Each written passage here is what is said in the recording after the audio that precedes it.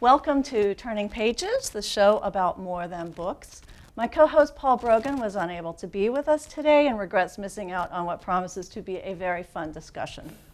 With Valentine's Day on the horizon, it seems like a good time to talk about love and books about love. Now, romance novels are suitable for any day or any month in the year, but we couldn't think of a better theme for February, and with that in mind, we have two romance novelists here with us today. I'm happy to welcome Clair Brett, a multi-published author of historical romances, who is the past president of Romance Writers of America, a national organization for writers in all genres of romance. Wonderful to have you here. Thanks for coming, Clair. And our other guest is Peggy Jaeger, another multi-published author of contemporary romances. Welcome, Peggy. It's wonderful to meet you. You as well. Now, both ladies are members of the New Hampshire Romance Writers of America, which is a chapter of the national organization. And before we discuss both of your careers and your novels, Clair, could you describe RWA National for us, its mission, and what it offers its members? RWA National is the only national trade organization for romance writers. So one of our big missions is advocacy for authors. That comes in the way of being partnered with other organizations like Authors Coalition, Authors Guild, Novelists, Inc. Novelists, Yep. Inc. We help to create white pages, or we pay for lobbyists to go to wherever they need to be and lobby for writers' rights, not just romance authors. Currently, we have signed on to several Americus briefs that have to do with AI and copyright protection for authors.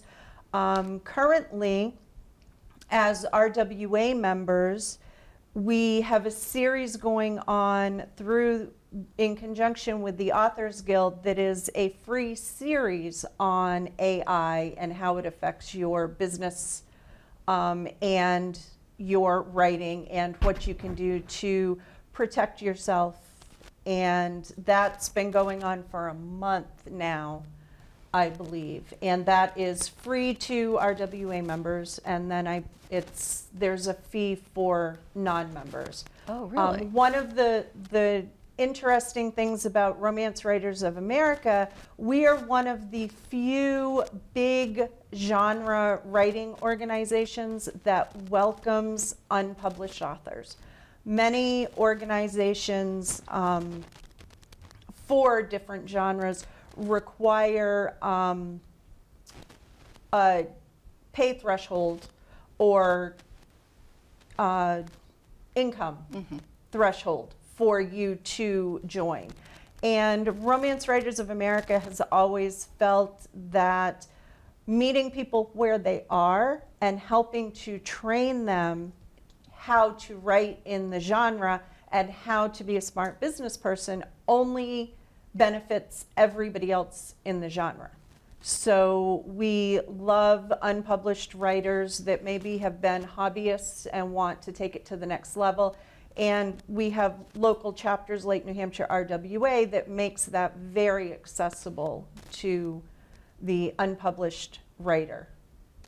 Well, I certainly credit my career to RWA. I was fortunate enough when I was living in Colorado to live close to someone who at that time was president of RWA and was a great mentor and put me in touch with my local chapter and in Colorado. And so it was really, really instructive, and it's been wonderful to see how the organization has continued.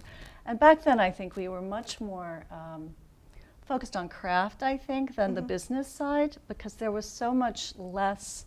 The only route to publishing really was traditional publishing, getting an agent, getting into a publishing house and starting your career at that level, which is what I did. But nowadays, there are so many more options for people to become published, but there are also so many more factors involved in the business decisions that are made and the choices that people have now, and to be able to be well educated about them at a very early stage is Absolutely. endlessly helpful, And I'm sure. RWA National, when you join, you not only get the benefits of your local chapter and the different programs they offer, but we have toolkits and all sorts of resources on how to read a contract, how to hire a freelancer, how to set up your author business. All of these types of things are available in our resources section. We just barely a couple weekends ago had our annual online indie author weekend. So people that are interested in going the self-publishing indie author route, there were 60 or so different workshops in different types of topics for anybody that's interested. In April, we have a traditional author weekend, and we also will be having pitch appointments for our RAMP mentees, and if those don't get all filled up, they may open them up to other people. RAMP is our Romance Author Mentorship Program, so it matches an experienced author with an author that has a finished manuscript, but they haven't taken that next step towards publishing. Mm-hmm. And we, as mentors, work with our mentees to help them nail down which direction they would like to go, and then what their next steps would be stepping into that publishing role, because that's one of the scariest parts of being an author, is to take that leap. Mm-hmm. And it's much better when you have someone's hand to hold. Oh, yeah, absolutely. Now, the RWA, if people want information about it, there's a website for the whole organization, yes. And there's also a website for the New Hampshire chapter. It's rwa.org is the website for the national organization, and nhrwa.wordpress.com will take people to the chapter here in New Hampshire. Yep. And although not currently a participant, I was actually a founding member of the New Hampshire chapter years ago, because earlier in my career I wrote about a dozen romances in various historical genres. And in the past few years I've been writing, I got back into romance, but just in contemporary, and wrote a couple of contemporary romances, and A Change of Location was published last year, which was my first contemporary, and it got me back into writing a romance, which was a lot of fun. And then a follow-up comes out this spring and then I'll go back into historical. Peggy, how long have you been a member of New Hampshire RWA? 10 years. 11 years. 11 years. And tell me, can you tell us about the meetings, when the group meets, and what the nature of a meeting is like? It is the second Saturday of every month, except for July and August, so we meet 10 times a year. Right, yes, yeah. And it's, it usually starts at about, the general meeting is usually 11 o'clock, and it's in the Bow Library. It's the Baker Free Library. Mm-hmm. And if you're not a member of RWA, but you want to attend a meeting to see what we're all about, you're allowed to come to 2 meetings without having to join. So if there was a workshop that we're presenting that you really wanted to be a part of or know about, all you'd have to do is come, let us know who you are, and then if you want to join, that's great, you can join. If you don't, like I said, you get 2 free meetings. And so you have speakers who come? Yeah, we have a general meeting at 11, and then we have break for lunch because we all need to eat. And then we usually have, every month we have a different speaker come and speak on a topic of romance writing, either from a marketing aspect, a business aspect, or just a writing craft aspect. Mm-hmm. This month I think we're having a craft aspect.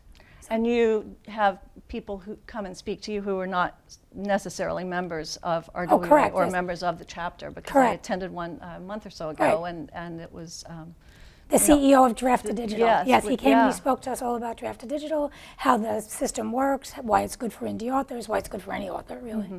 So yeah, that was great. And about how many members are there active or not? I think at one time we were up to 43, but since COVID hit, we lost a bunch. I think we're about 20. 20 yeah, now. That's what 20 active ones. And there are some people that are members, I'm sorry, that just don't come, but they're still members. Yeah. And if you have mobility issues, or if you're like me, I live above Franconia Notch, so any impending storm between November and March This time of year. may keep me at home. We also offer a Zoom option that you are welcome to participate in. So, which we didn't have until COVID. Correct. And then we had to pivot and figure something out. And over the years, I've been a member of RWA since 2004. And I can remember we would have members come for a while, and then something would happen, you know, one of the cars in the family would break down, so they couldn't have it all day on Saturday, or they would, you know, there would be mobility issues, they couldn't drive anymore, and they would have to quit. And now they don't have to No one do ever that. has to quit. No one ever has to quit. That's and awesome. you know, you can come to the meeting in your pajamas. You can do that face to face. I've actually given a workshop at NHRWA on Zoom in my pajamas. So that's a valid We're thing. not very formal, so you can even come to the library in your pajamas if you'd like. That I haven't done. But even at that, the workshops that we do most every month are usually recorded. So if you're not able to attend live, you can always access the link when it's put on our website or our that's great. Facebook page. So how long have each of you been writing, starting with you, Peggy? How? Professionally, I got my very first contract in 2014, so 10 years. I was 55. Happy anniversary. Thank you, yes. I was 55 when I got my first contract. And so, but I always wrote before that. I was a nurse by trade for 175 years. So I had a lot of trade articles written. My master's was published. I mean, there was a lot of writing in my background, but it wasn't fiction. It was all nonfiction and trade. Right. So my very first romance was published in it came out 2015. And you, Claire? When I started writing romance, I was living up in Pittsburgh, New Hampshire, so as far north as you can go. 1 and foot in still Canada. speak English. And I was teaching. I taught for 15 years, and I had 2 little ones, and I needed some type of an outlet. And I was reading voraciously, and I would get to the end of a story, and I'd decide that's not how the hero would do that, or I didn't like how that ended. So then I kind of started tweaking it a little bit and started writing, and my husband was like, if you're going to take all of this time to write, maybe you need to see if you can do something with it. And I found New Hampshire RWA. At the time, you were meeting in Manchester. So I was literally driving the length of the state once a month to go to meetings. And I can tell you that short of a family member dying, there was not anything keeping me. Once I found that group of people, there was nothing keeping me from that 3-hour drive to get down to the meeting. I feel the same way. Now, you both write series, which is, you know, connected books with continuing characters, but bringing in a new character and extending it And through standalones. You do multiple standalones too, books. right? Okay. So, so Claire, your books are set in the past, and I read Ruination of a Rogue, which is a Regency house party story, and those are always lots of fun. How do you go about researching your novels? What is your process for collecting the information to take a modern reader and place them in the past? Usually at first I need to ground myself in the year that the story takes place. So I write during the Regency period, which is technically from 1810 to 1820, when the king was mad and couldn't run the country, so they made the heir to the throne the Prince Regent. It was a wild, wild time in England during that time period. If you watch Bridgerton, that's very close to the time period. But there were always interesting things going on politically, you know, weather-wise, whatever, every year. So I will go back and kind of do a history. I have a big book that is the history of the world. And it literally is probably this big, and you can go to any year and you can get kind of a truncated rundown of what was going on in different places. And then from there, I look at my story and try and think, what does my story need? A house party, that particular book, was actually written as part of an anthology originally.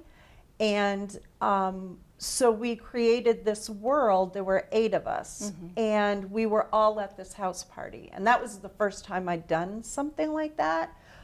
There are Google Sheets galore when you do something like that, because we had to all know what the butler's name was. Right. We had to know if this character had a dog, what kind of a dog was it? Was it a friendly dog? What was the dog's name?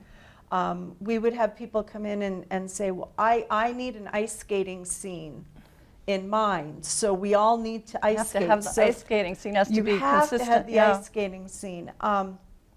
So, you know, that was very different in figuring that all out, but I try very hard to immerse my characters in the setting. So to make the time period be more of a character in the setting.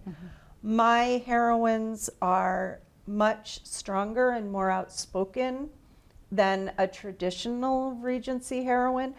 So I have to decide how far my heroine is going to push the norms of society. And everybody has to be okay with that, because that's her personality. So, you know, if she's going to go down with the ship, she's going to go down with the ship. She's going to own it. So I have to know what women were allowed to do and what women could get away with. Right. And it was so a very different time. It was a for very sure. different time. Yeah. Yeah. I was an Avon Books author at the time that Julia Quinn was starting out, and I'm sure the popularity of the Bridgerton books and the TV series have been beneficial. For sure. Every time a new season comes out, the sales bump a little wonderful. bit. So. Now, Peggy, your series are contemporary, and rom-coms are really having a moment, whether it's books or movies, or and some of yours are set around the holidays. Your next book, 3 Wishes, will go on sale on Valentine's Day, which is great timing. Yeah. And the heroine's birthday happens to be Valentine's Day. So the movie Moonstruck is one of my absolute favorites. Near and dear to my heart. So for me, this novel has such a strong Moonstruck vibe with the Italian family and, you know, The food. and a dad who, you know, is causing some issues within the Questionable family. morals, yes. Yeah, so I'd love to know, first of all, I really want to know how you went about researching Chloe's candy making enterprise, because creating a chocolatier character sounds like a lot of fun to a chocoholic like me. And that's the reason why I did it. I truthfully am obsessed with chocolate, all forms, caramel, sweet, sour, you know, all dark, light, everything. So when the way that book came about was I was contracted by the Wild Rose Press at the time it was originally written. I have reissued it. It's being reissued under my own branding on Valentine's Day because I got the rights back last year.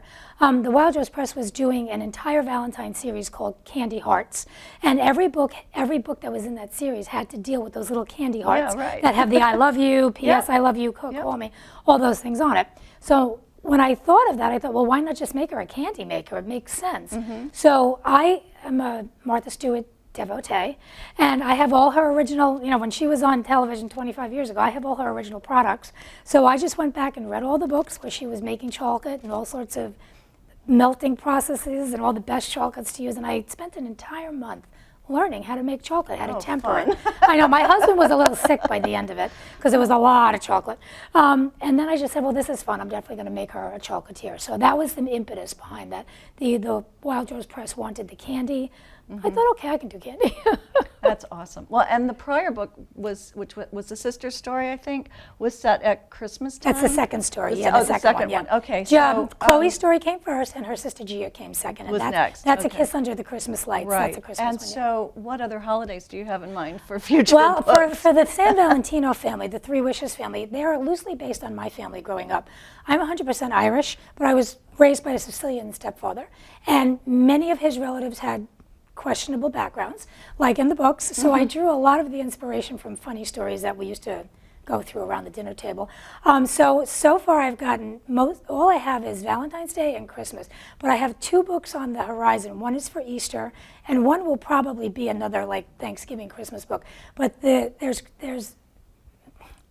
There's mistletoe, mobsters, and mozzarella. That's a Christmas one. What a great Then title. I have wise guys, candy canes, no, wise guys, chocolate eggs, and Easter bunnies. That's going to be the Easter bunny. And I like the titles using 3 different adjectives because it rolls off the tongue. Oh, better. and it gives you, it's such a hint. It's Yeah. a strong hint of Yeah. what you'll find between And I the just like pages. writing that family because they're near and dear to my heart, and they're so very like the people I grew up with.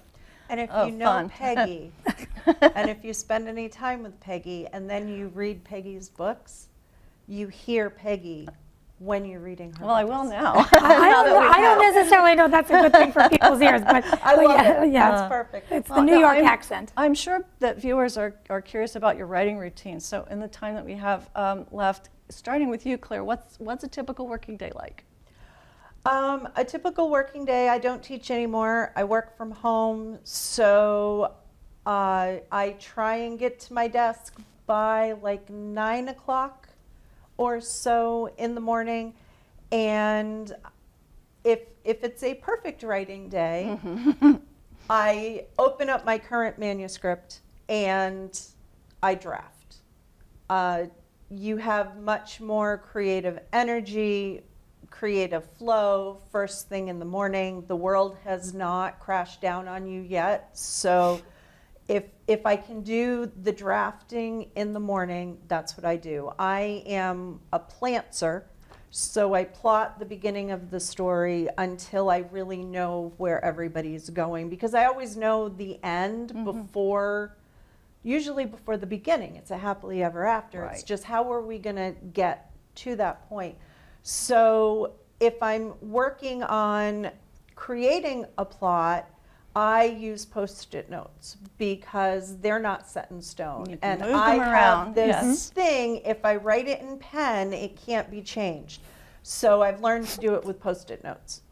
And I have a little grid, and I do a lot of character development, deep character development. And that helps me as I'm working through and drafting. I can catch myself and say, I might want this character to do this, but we all know, because we've done all of the character detailing and we know everything about this character, they're not going to do this.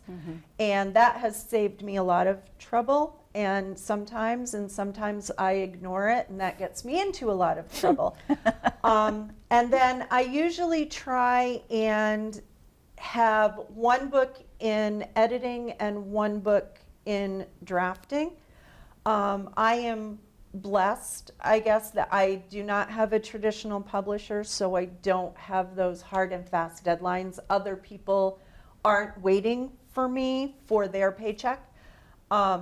So if I do miss one of my deadlines, I'm probably going to get some hate emails from my own personal readers, but that's with love, and I can move that forward. But it's much easier if I can continue with a system. And so in the afternoon, I will try to work on revisions or editing. And what about you, Peggy? I write every day, and I write 8 to 10 hours a day. I start at 2 o'clock in the morning because I have menopause-induced insomnia. So I write religiously every day from 2 to 5 a.m., get the dog settled, get my husband off to work, and then I'm back at my computer between 7 and 11. Take a break to watch The View and eat lunch, walk a little bit, and then by 1 o'clock Self-care. I'm back. Yeah, by 1 That's a o'clock very I'm back at important it thing. till the rest of the day. And unlike Claire, I have a medical background, so I'm always thinking of thinking hypothetically and theoretically, so I plot everything. I never write a word in a manuscript until every single scene and everything is plotted out completely. And my Bibles are that thick. So my book Bibles are that thick. So routinely 8 to 10 hours consistently a day, every day. And that's why I can write so fast. I mean, 10 years I've gotten 65 books. So I mean, that's a lot. Goodness gracious. But Yeah, again, she's very prolific. When I'm writing on a regular basis, we will be accountability partners. accountability. Oh, that's a good thing And to do. she will message me on Facebook before I've even finished my first cup of coffee. Usually it's 3 o'clock in the morning. What are you doing today? Let me know. It's like So opening both eyeballs. That's what I'm doing right having now. written that many books, how do you keep straight the characters and the plots and not to repeat? Book Bibles. Book Bibles. The very first thing I It ever seems like it learned. would take all day just to go through the Nope. book Bible to The very first thing I ever learned at an RWA conference, San Antonio 2014, was a workshop they had about why you need a book Bible if you're a pantser, a plantser, or a plotter. And from that moment on, I was like, these people, these are my people. They are speaking to me because I like to know everything that's going to happen. I do not like surprises in my personal life or in my professional life. I'm a Taurus. I have to be in control at all times. So my Bibles are that big. So we talked a little bit about what Peggy has coming up with the holiday stories. What about you, Claire? What's next for you? I have been taking a little bit of a hiatus. I was president of RWA National for the past 2.5 years. My term was up at the end of August, and I've just been trying to recalibrate and get everything settled. I have a new series that I'm going to be starting. My hope is it will be a 10-book series, 1 book for each year of the Regency, and it's going to have a political suspense twist to it. I'm plotting much more on that one. Because We talked about that. I have one villain that overarches the whole thing, so I have to have all of my ducks in order. And I'm also playing around with a contemporary paranormal. Have you ever written romance. contemporary before? No. Tell her why you're playing around with that. I was her beta reader when she was first starting. She said, "Does this make sense? Do you like?" And I said, "I would know that you are a historical writer if I didn't even know you. You don't use contractions. You must start to use contractions in everyday dialogue." I sent her like 3,000 words, and I couldn't argue with her because I knew she said you used 2 contractions in the whole thing. And I couldn't argue with her because I knew where they were. I'm like, oh yeah, the hero would definitely say this. So that we're working on that. That's accountability. That should be pretty easy, though. You're just It's a just lot of fun. Regular speech. It takes me out of what my everyday is, and right now this particular book is set in Salem, Massachusetts, and I'm having a blast getting into all of the witchy, supernatural type of environments we have all over New England. So that's a lot of fun. Now, at what stage do you share with one another your material? Do you wait until do you do it at a really early draft stage, or do you try and clean it up and remove all the things that you know your accountability person is going to notice? I never share. You don't No, share? I never doesn't share. share. So No, she does. uses you. Well, she just wanted an objective opinion about okay. where the story was going because it was contemporary. And I said, it's perfect, except you don't use contractions. You speak like Ziva on NCIS. You've got to start using contractions. But I don't share. I am, again, in control. And I know it's a fault, but it works out okay. I used to work with a plotting group that before the pandemic, and several people have moved, but there were 7 of us, and we would rent an Airbnb for a long weekend, and we would each bring 2 ideas with us and give everybody copies of as much information that we have about the characters and the ideas. And we would literally take the long weekend, and we would all leave that weekend with basic plots to 2 books. And that 2 was books. 2 books. It was, and we had so a cool. drill sergeant. Like, you were up at 8 and at that table, wasn't whether me. you were showered or not.